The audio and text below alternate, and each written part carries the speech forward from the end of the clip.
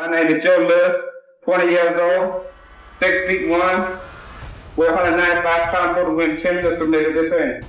Joe Lewis was an incredible fighter. He was much smarter than anybody. I think Ali was a better fighter. But I think he would have beat Joe Lewis, but I just think Joe Lewis was the best. You could see he was determined to learn. They'd tie his hands behind his back, and all he had to do was use the left hand. So you got to learn how to use that hand good. Joe Lewis he was just so pragmatic and just so delivering. He's a master. He had a great teacher. Joe Lewis is an incredible fighter and individual. And he got knocked down 7 times, but he kept getting up. So when Thurston had him in the dressing room, he said, Joe, you was going up just like an elevator, up and down.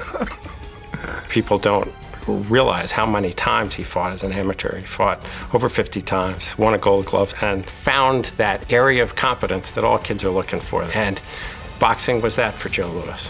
When Joe Lewis came along, the people in the fight world were mindful of the fact that they didn't want a repetition of.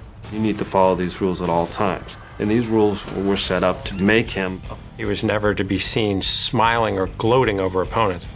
People are familiar with the alliterative nickname, the Brown Bomber. That was only one of 100 alliterative nicknames that incorporated the color of his skin. Everybody in Harlem was for Joe Lewis. Are you going to listen to the fight tonight? Are you going to listen to the fight tonight? You could feel hearts thumping. Because if Joe loses, our whole race will be down. Money meant nothing to Joe. He hit the number in New York. It was like $8,000. Muhammad Ali called himself the greatest. He told the world no one could beat him. He mocked opponents and predicted knockouts. But when asked about the best heavyweight fighter in history, Ali gave a surprising answer. He said, I used to tease him by reminding him that I was the greatest of all time. But Louis was the greatest heavyweight fighter ever. Who was the man that made Ali bow down? Joe Lewis, the Brown Bomber. He reigned as heavyweight champion for 12 years and defended his title 25 times. Today, we reveal what boxing legends said about Joe Lewis, from admiration to absolute fear. Max Baer was a former heavyweight champion. He had an iron chin and devastating power. He once killed a man in the ring with his punches. But when Baer faced Joe Lewis in September 1935, he experienced something different.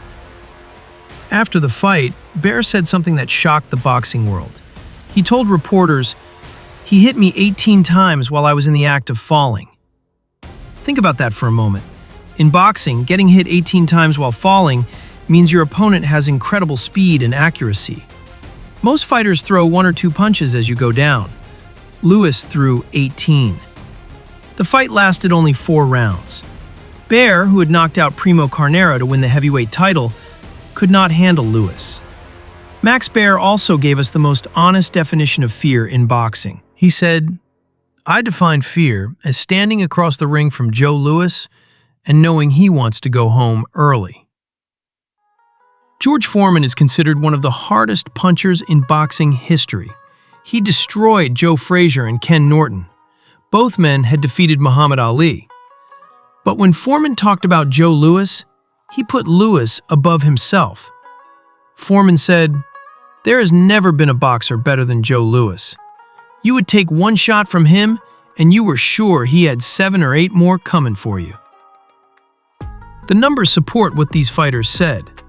Lewis finished his career with 68 wins and only 3 losses. He scored 54 knockouts. That is a 78% knockout ratio, higher than Mike Tyson's 76%. Opponents described his punches in terrifying ways. One fighter said it hurt even to bump into him.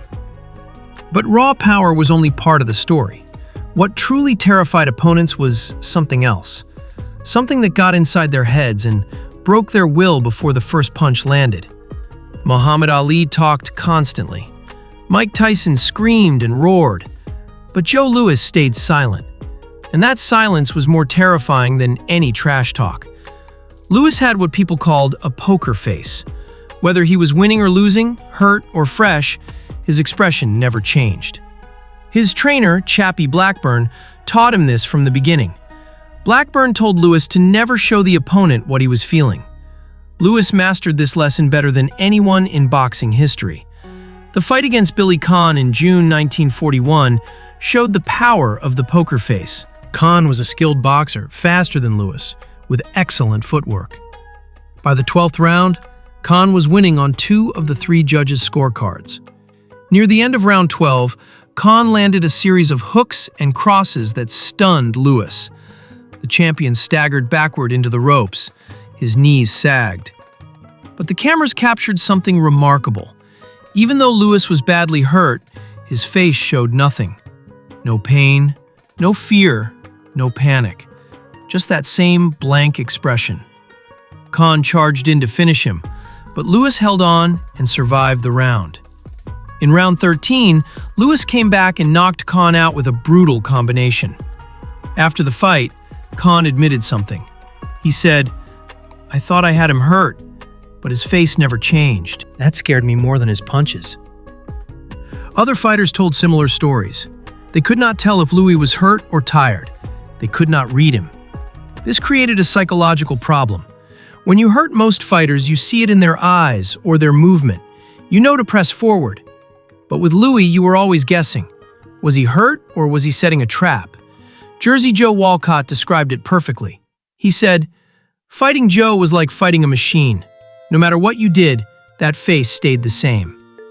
But behind that emotionless mask was a secret only those close to Louis understood. On June 19, 1936, Joe Louis entered the ring undefeated. His record was 27 wins and 0 losses. He was the 10-1 favorite against Max Schmeling, a former champion from Germany. But Schmeling had studied film of Louis for months. He found a weakness. Louis dropped his left hand low after throwing a jab. Schmeling exploited this flaw ruthlessly. In the 12th round, he knocked Louis out. It was the first defeat of Louis's professional career. The loss devastated Louis. But the reaction in Germany was jubilant. Adolf Hitler sent flowers to Schmeling's wife with a message. He wrote, "For the wonderful victory of your husband, our greatest German boxer, I must congratulate you with all my heart." Louis won the heavyweight championship in 1937 by knocking out James Braddock. But he refused to celebrate fully. Louis said, "I do not want nobody to call me champ until I beat Schmeling." The rematch was scheduled for June 22, 1938.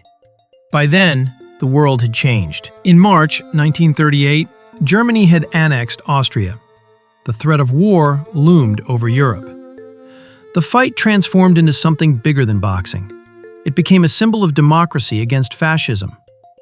President Franklin Roosevelt invited Louis to the White House before the fight. Roosevelt told him, "Joe, we need muscles like yours to beat Germany." Louis understood the weight on his shoulders. He later said, "I knew I had to get Schmeling good. The whole country was depending on me." 70,000 people packed Yankee Stadium. An estimated 70 million listened on radio around the world. The fight lasted 2 minutes and 4 seconds. Louis destroyed Schmeling in the first round. He landed devastating combinations to the body and head. One blow fractured Schmeling's spine and temporarily paralyzed his left leg. Schmeling screamed in pain as Louis continued the attack. The referee stopped the fight. Journalist Haywood Broun wrote prophetic words the next day. He said that 100 years from now, historians may note that the decline of hatred began with a left hook delivered by a former automotive worker. Years later, Schmeling and Louis became lifelong friends. When Louis died penniless in 1981, Schmeling paid for his funeral. But not everyone lost to Louis by knockout. One man nearly defeated him. Billy Conn was known as the Pittsburgh Kid. He was a former light heavyweight champion with exceptional boxing skills. Fast hands, brilliant footwork, and ring intelligence made him dangerous. On June 18, 1941, at the Polo Grounds in New York, Conn faced Joe Louis for the heavyweight title. For 12 rounds, Conn put on a boxing masterclass. He moved in and out, landing combinations and making Lewis miss. Lewis could not catch the smaller, faster challenger. After 12 rounds, Conn was ahead on 2 of the 3 judges' scorecards.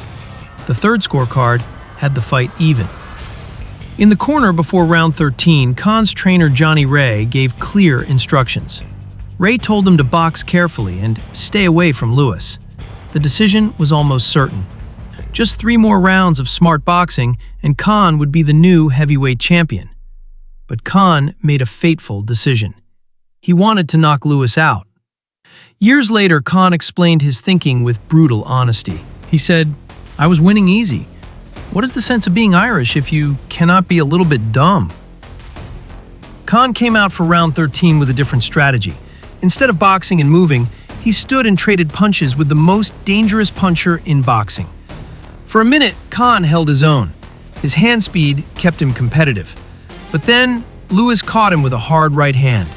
Conn froze for a split second. That was all Lewis needed. The champion unleashed a devastating combination. Punches came from every angle. Conn tried to survive, but Lewis was relentless. With 2 seconds left in round 13, the referee stopped the fight. Conn had gone from nearly being champion to being knocked out. After the fight, Lewis showed respect. He said, "He was a good fighter. He would have won if he just stayed away." Conn never got over the mistake. He admitted, "I had him beat. All I had to do was stay on my bicycle. But I wanted to knock him out. Dumbest thing I ever did." Ezzard Charles grew up worshiping Joe Louis. As a young boy in Cincinnati, Charles spent countless hours listening to Lewis's fights on the radio. Louis was his hero, his inspiration, his reason for becoming a boxer. Charles once said that Louis showed him that despite all obstacles, glory was attainable for someone like him. In March 1949, Louis retired as heavyweight champion. The International Boxing Club organized a tournament to determine his successor. Ezzard Charles won the tournament by defeating Jersey Joe Walcott. Charles became the new heavyweight champion, but the fans refused to accept him. They said Charles lacked power. They said he was too careful, too boring. Most painfully, they said he was not really the champion because he was not Joe Louis. Then came September 27, 1950.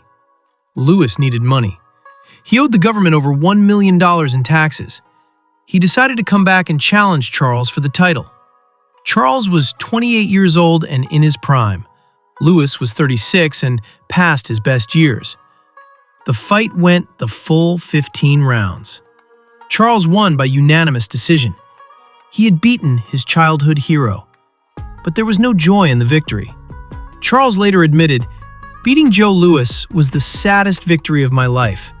I grew up worshiping him. Having to beat him up for 15 rounds, it broke my heart."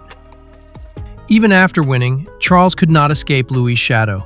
Fans still called for Joe Louis. They still considered Louis the real champion.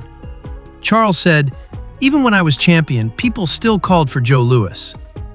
Jersey Joe Walcott understood this struggle. Walcott had fought Louis twice and lost both times, though many believed Walcott deserved to win the first fight. Walcott said, "Joe was still Joe, even when he was old. You could never count him out." Both Charles and Walcott were skilled champions, but they lived in the shadow of the man they replaced. However, one man ended Louis' career in the most brutal way possible. October 26, 1951. Joe Louis stepped into the ring against Rocky Marciano. Louis was 37 years old. He had come back from retirement a second time because he desperately needed money to pay his debts. Marciano was 28 years old, with a record of 37 wins and 0 losses. He was rising fast, destroying every opponent in his path. The contrast was heartbreaking. Louis, once considered unbeatable, was now a stepping stone for the next generation. His reflexes had slowed.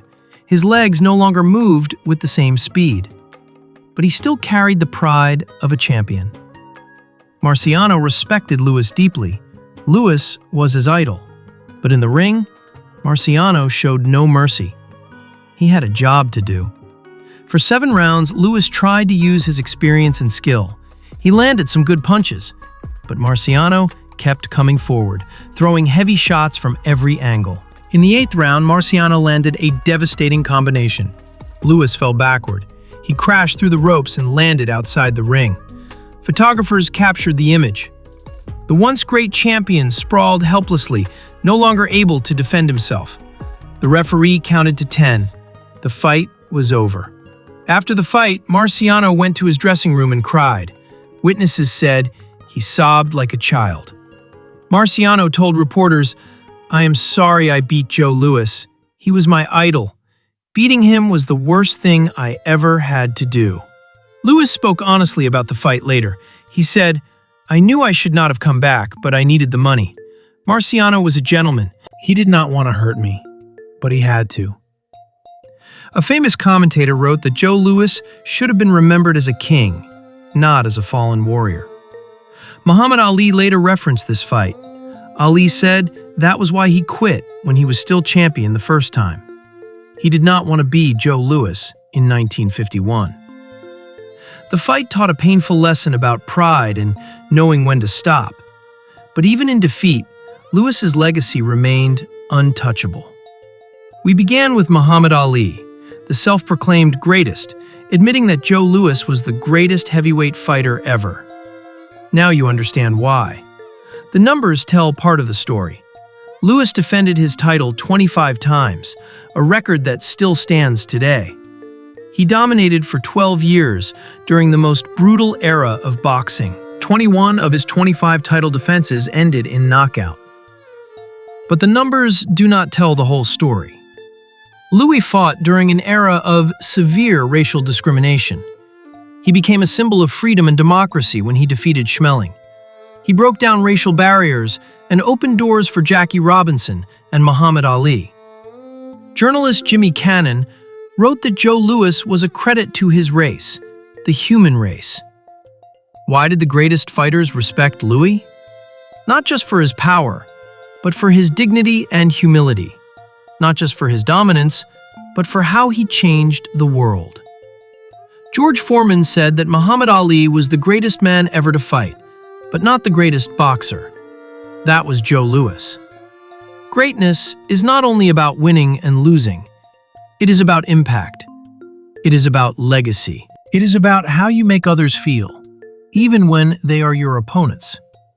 Joe Louis understood this better than anyone.